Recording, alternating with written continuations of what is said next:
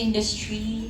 Di ba parang kailan ba tayo pang 16th year na pagiging artista? Kasi sabay na yung simula, di ba? Mas matanda ka lang sa akin. High school ako, pinapanood na kayo sa... Uy, hindi oh. Napanood kita sa Starstruck.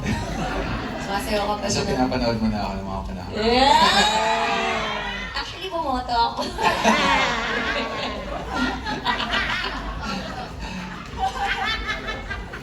Nawala ako. Nawala din ako. Mag-disappear na tayo. Sorry, what was the question again? Did you expect that you guys will be this close? Ako, Pero would you confirm first that you guys are close now? I would say yes after Okay. two projects. together. Okay. But I never did. I never expected me to... Actually, hindi ko nga alam na makakatrabaho ko si Kim. But you manifested it. I wanted to work with her. Pero, ayun, never ko talagang in-expect. Kasi parang, after a while, parang naging iba na rin yung tahak ng mga gusto kong gawin. So, hindi ko alam na kay Kim pala ang bagsak ko. Wala! Pwede abang ko na lang yung media call na to. Okay, tayo nga. Parang wala na po yung question. May naman sa Pier March, Tennessee. You haven't answered it. I'm speechless.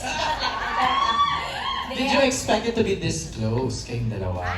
Hindi talaga. Kasi hindi ko alam paano ko siya kakausapin eh. Saka alam mo, Kim, kaya ako tanong Parang yun. layo talaga eh. Nagbabacktrack sa mind ko yung dynamics nyo, body language nyo nung linlang.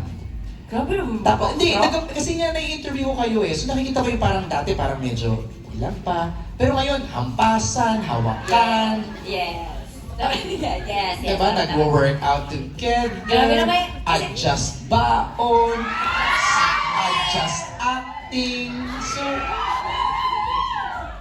Paano ko sasagutin yun? hindi ko alam, be. Di ba kasi Lusutan mo yan.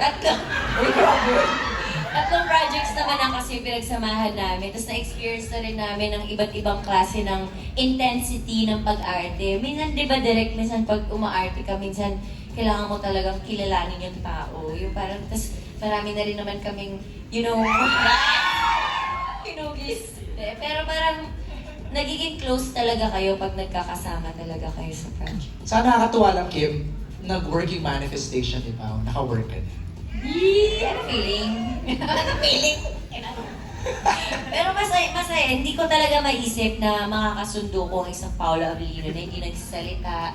Nakatayo lang siya, actually, na titignan ka lang niya. Oh, galing. Thank you for answering that.